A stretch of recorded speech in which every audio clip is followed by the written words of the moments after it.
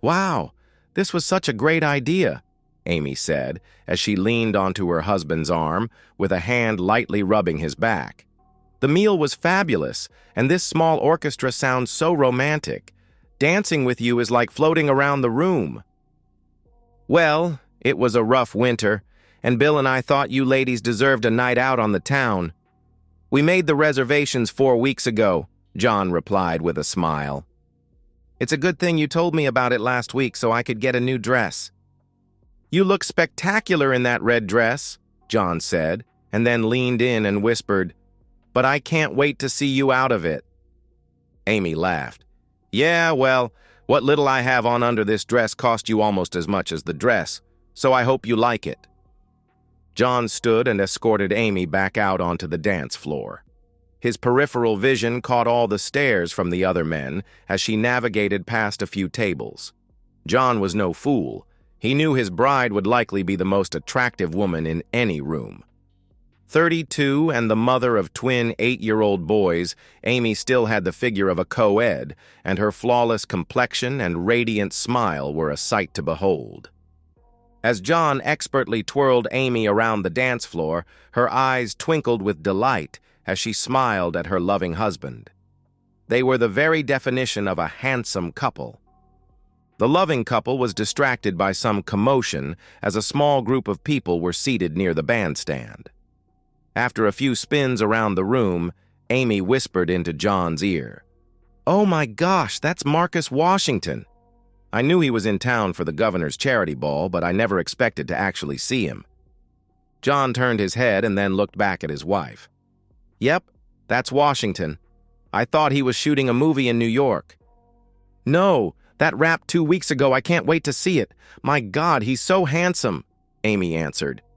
"Down, girl! You're talking to your husband, remember?"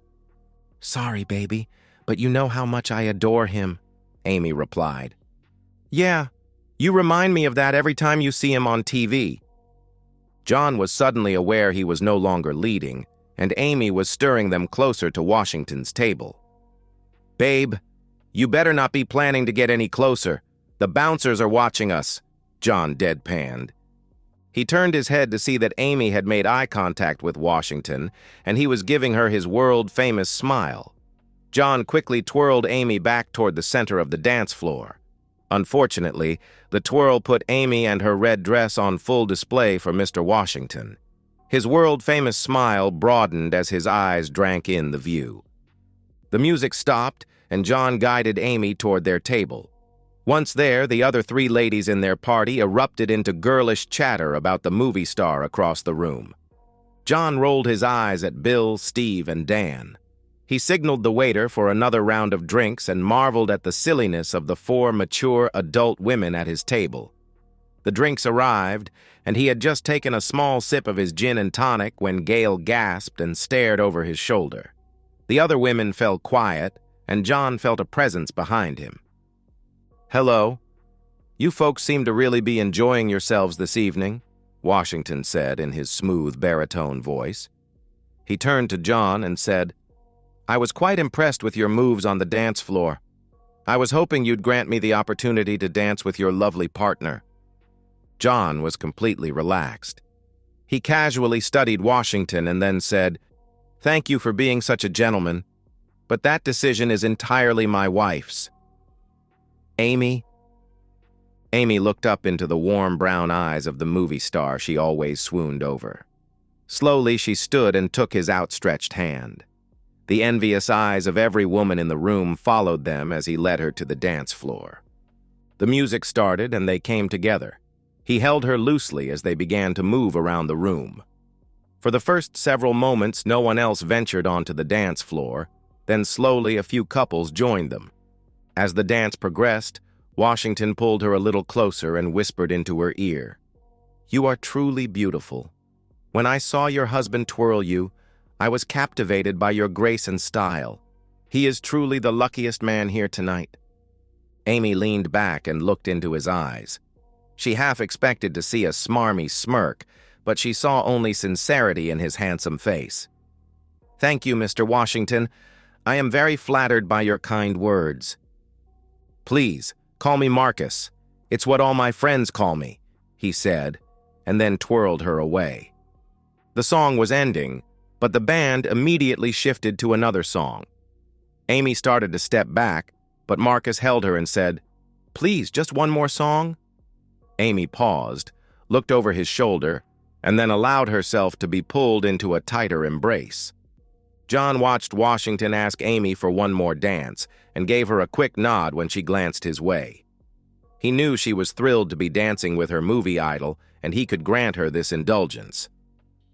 When the music stopped, Marcus placed a hand on the small of Amy's back and escorted her back to her table. John rose to his feet and pulled out the chair on his left. He held Amy's chair for her while she sat. Marcus addressed the table. "I don't want to impose, but I was wondering if I might join you folks for a bit." Gail spoke loudly. "Sure. Shove over John and let him have your seat." John's eyes snapped at Gail and blazed with indignation. She quickly shrank back into her seat. No. I'll just pull a chair around to the end of the table next to you, John, if that's okay," Marcus said as he stepped around behind John's seat. Marcus pulled a chair from a nearby table and sat on John's right. He smiled at everyone at the table. He leaned into John and said, "Your lovely wife is a fine dancer. Thank you again for that privilege." John nodded. "My aunt owns a dance studio, and, as a teen, she often recruited me as a much-needed male dancer. When Amy and I married, we decided to continue to volunteer at her studio." "Well, it clearly shows. You are both very talented on the dance floor, and you make a most impressive couple." Marcus stayed and chatted with everyone at the table. He danced with all the ladies, and Gail embarrassed herself by kissing him at the end of their dance, but he just laughed it off. Near the end of the evening, several of the people from Washington's group came by the table to say goodnight. The last of them was a stunningly attractive young woman of about 23 to 24. She smiled at John as she bent and whispered into Marcus's ear. He nodded and turned to John. "John, Amy, this is Nadia Yeltsin. She is a talent procurement expert with my production company. Nadia, these are my new friends, John, and his lovely wife, Amy." Handshakes were exchanged, and then Nadia, still grasping Amy's hand, said, "Marcus and I are sharing a lovely suite in the penthouse. Would you two like to join us for a nightcap?" Gail grabbed at the others and said, "We're all headed up to our rooms. We'll see you two for a late breakfast in the morning." Her grin could not have been wider. As their friends left, Nadia dropped Amy's hand and slid a slender arm up under John's jacket and around his waist. John stood very still with a shocked expression on his face. Marcus extended a hand to Amy. "Shall we go up?" He smiled at Amy. Amy was frozen in place. She looked at her husband as Nadia molded her body to his side. John looked into his wife's eyes. They held each other's gaze for a few seconds as the unspoken question passed between them. John could see something in Amy's eyes that troubled him. He gently removed Nadia's arm and held her at arm's length, shaking his head. "I'm sorry, but we'll have to decline your invitation. It's been a pleasure meeting you both." Amy's face flickered with an emotion John couldn't quite place. Disappointment? Frustration? But she quickly composed herself and gave a polite smile. "Perhaps another time," Marcus said, his voice smooth as silk. He handed Amy a small card. "My private number, in case you change your mind, or if you're ever in Los Angeles." John frowned as Amy took the card and slipped it into her clutch purse. Marcus and Nadia said their goodbyes and departed, leaving John with an uneasy feeling in his stomach. "Ready to head up?" John asked, offering his arm to Amy. She hesitated for just a fraction of a second. "Actually, I think I need to use the ladies' room first. I'll meet you at the elevator in 5 minutes." "Sure thing," John replied, watching her walk away, the red dress swaying with each step. The next morning, John woke to find Amy's side of the bed already empty. A note on her pillow explained she'd gone down early for breakfast with the girls. He showered, dressed, and headed down to the hotel restaurant, expecting to find Amy and their friends. But when he arrived, only Bill, Steve, and Dan were seated at a large table. "Where are the ladies?" John asked, sliding into a chair. Bill looked up from his coffee. "Gail texted me. Said they're having a girls' morning at the spa instead. They'll meet us back home." John nodded, but something didn't feel right. Amy hadn't mentioned any spa plans. "Everything okay with you and Amy?" Dan asked, buttering his toast. "You two seemed a bit off after Washington showed up." "Yeah, fine," John replied automatically. "Just tired, I guess." As they ate breakfast, John's phone buzzed with a text from Amy. "Getting a massage, then facial with girls. We'll Uber home. See you there. XO." When John returned home that afternoon, Amy was already there, looking refreshed and cheerful. She kissed him on the cheek and chatted animatedly about the spa treatments. But John noticed she avoided making eye contact for too long. Over the next few weeks, John noticed subtle changes in Amy. She was often distracted, checking her phone constantly. Twice she mentioned lunches with the girls that seemed to run unusually long. She'd come home with a glow about her that John hadn't seen in years. One evening, as they prepared for bed, Amy's phone buzzed on the nightstand. John glanced over and caught a glimpse of the text message preview. "Can't wait to see you tomorrow. M double quote." "Who's M?" John asked casually. Amy snatched the phone up too quickly. "Just Melissa from yoga class. We're grabbing coffee after tomorrow's session." John nodded but didn't believe her. That night he barely slept. The next morning, after Amy left for her supposed yoga class, John made a difficult decision. He called his friend Steve, who worked in cybersecurity. "I hate to ask this," John said, "but can you track Amy's phone location for me? I think she might be seeing someone." Steve was silent for a moment. "Are you sure you want to go down this road, man?" "I need to know," John replied firmly. That afternoon, Steve called with the results. "Her phone's been at the Riverfront Hotel for the past 3 hours, John. I'm sorry." John's heart sank. The Riverfront was the city's most exclusive hotel, exactly the kind of place a movie star might stay. "Thanks, Steve. I owe you." John drove to the hotel, his hands gripping the steering wheel so tightly his knuckles turned white. He parked in the garage and entered the lobby, unsure of his next move. As he stood there, debating what to do, the elevator doors opened, and out walked Amy, her hair slightly disheveled, wearing the same outfit she'd left the house in that morning. She was laughing at something said by the man beside her, Marcus Washington. John ducked behind a large decorative plant, watching as Marcus kissed Amy's cheek and whispered something in her ear. She nodded, smiling before walking toward the exit.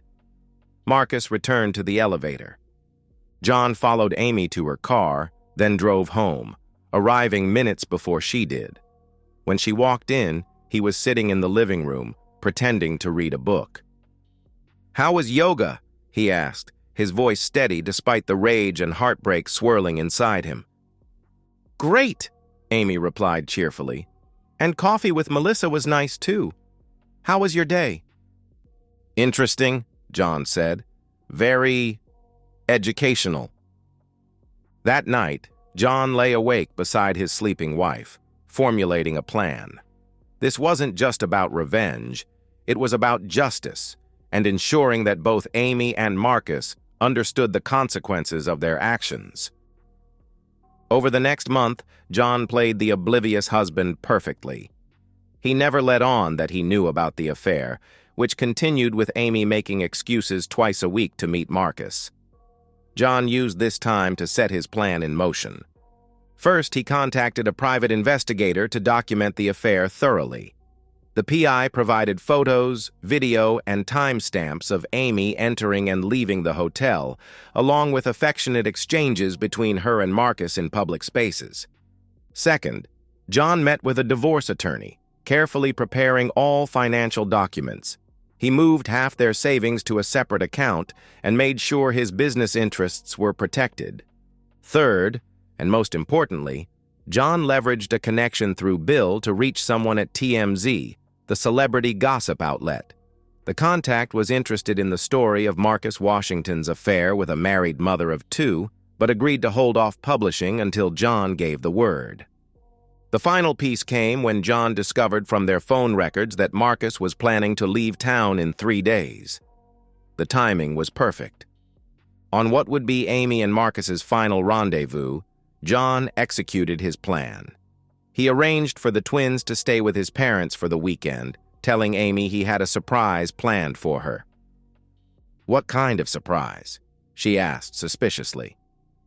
"The good kind," he assured her. "I've noticed you've seemed happier lately, and I wanted to celebrate that. Just be home by 7 tomorrow night, dressed for a nice evening." Amy looked relieved and agreed, unaware that this happiness John had noticed was from her affair with Marcus. The next day, while Amy was meeting Marcus for their farewell tryst, John transformed their home. He set up a projector in the living room, arranged catering for an intimate dinner, and invited a very specific guest list, their closest friends, including Gail, Bill, Steve, and Dan with their spouses, Amy's parents, John's parents, and their twin boys.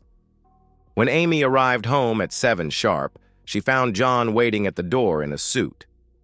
"What's all this?" she asked, confused by his formal attire. "Your surprise," John said, taking her hand and leading her inside. Amy gasped when she saw all their friends and family gathered in the living room. "John, what?" "I wanted to celebrate with the people who matter most to us," John said loudly enough for everyone to hear, "because there's something important I need to share." Amy's face paled as John guided her to a seat in the center of the room. The projector screen showed a paused image that appeared to be a hotel lobby. "John," Amy whispered urgently, "what are you doing?" John addressed the room. "Thank you all for coming tonight. I've gathered you here because I believe in honesty and transparency. For the past month, Amy has been having an affair with actor Marcus Washington." Gasps filled the room. Amy's mother covered her mouth in shock.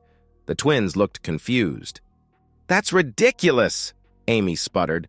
"I would never—" John clicked a remote, starting the video. On screen, perfectly clear footage showed Amy and Marcus kissing in the hotel lobby, entering an elevator together, and later leaving separately. The timestamps were clearly visible. "This is just from today," John said calmly. "I have similar footage from 8 other occasions over the past month." Amy sat frozen, her face ashen. "John, please stop this. We can talk." "We're beyond talking, Amy," John replied. "But I'm not just exposing your betrayal tonight. I'm also announcing that I've filed for divorce with full documentation of your infidelity. Given the circumstances, my attorney believes I'll receive primary custody of our sons." Tears streamed down Amy's face as she looked around the room at the shocked, disappointed faces of their friends and family. "There's one more thing," John continued. "Since Marcus Washington enjoys publicity so much, I thought he might appreciate this." He held up his phone, showing an email he'd just sent to his TMZ contact with all the evidence attached. "By tomorrow morning, every gossip site and entertainment show will be running this story. His current film promotion tour should be interesting." "You can't do this," Amy whispered hoarsely. "I already have," John replied. "Now, everyone except for Amy's parents and mine are welcome to stay for dinner. Amy, I suggest you pack what you need for tonight. Your mother has kindly offered to let you stay with them while we sort out the details of our separation." As the reality of what was happening sank in, Amy collapsed into sobs. Her parents moved to comfort her while others in the room sat in stunned silence. John turned to his sons, who looked confused and upset. He knelt before them. "I know this is hard to understand, but sometimes adults make mistakes. Your mom and I won't be living together anymore, but we both love you very much. That will never change." The boys hugged their father tightly as Amy was led upstairs by her mother to pack a bag. The fallout was swift and devastating. As John had predicted, the story broke across entertainment media the next morning. Marcus Washington's representatives issued a hasty statement claiming he had no idea Amy was married, despite photos clearly showing her wedding ring and multiple witnesses from the restaurant who could confirm John had been introduced as her husband. The scandal derailed the promotion of Marcus's new film, which opened to disappointing numbers. His squeaky clean image was tarnished, with many fans expressing disgust at his involvement with a married mother. For Amy, the consequences were equally severe. Apart from losing her marriage and damaged relationships with friends and family, she discovered that Marcus had no interest in continuing their relationship amidst the scandal. When she desperately called him the day after John's revelation, his assistant informed her that Marcus was not available and would not be taking her calls. 3 months later, John sat in his attorney's office, reviewing the final divorce settlement. Amy had agreed to all his terms, including generous visitation with the boys, but primary custody remained with John. Her parents, disappointed by her actions, had encouraged her to accept the settlement rather than drag things out in court. As John signed the papers, his attorney asked, "Was it worth it? The public exposure, involving the children?" John thought for a moment. "I didn't do it for revenge. I did it for honesty. Our entire relationship was built on trust, and once that was gone, everything needed to come into the light." He paused. "The boys deserved to know why their family was changing. Our friends deserved to know who they were really friends with. And yes, the public deserved to know who Marcus Washington really is." "And Amy?" John sighed. "Amy deserved consequences for her choices. We all do. But despite everything, she's still my son's mother, and I hope eventually she finds her way back to being the person I thought she was." 6 months after the divorce was finalized, John received a letter from Amy. She was in therapy, she wrote, working to understand why she'd risked everything for the fantasy of a relationship with a celebrity. She apologized for her betrayal and asked for nothing except the chance to rebuild trust with him for the sake of their children. John read the letter twice before placing it in his desk drawer. He wasn't ready to forgive, not yet. But for the first time since discovering the affair, he felt a small measure of peace. Life was moving forward, not as he had planned or hoped, but forward nonetheless. That evening, as he helped the twins with their homework, his phone buzzed with a text from a number he didn't recognize. "Coffee sometime?" "Just to talk." "A." John stared at the message for a long time before responding. "Maybe someday?" It wasn't forgiveness, and it certainly wasn't reconciliation. But it was acknowledgement that even after the most painful betrayals and the most complete revenge, life continued. And sometimes, that was enough. And so, we've reached the end of today's story. Was it what you expected, or did it take a twist you didn't see coming? I'm curious to hear your thoughts. Share them in the comments below, and let's get a conversation going. If this story kept you hooked, make sure to hit that like button. And if you're new here or just haven't subscribed yet, now's the perfect time to join our community. I bring you fresh, captivating stories every day, so click that subscribe button and turn on notifications so you never miss out. Thanks for watching, and I'll see you in the next one.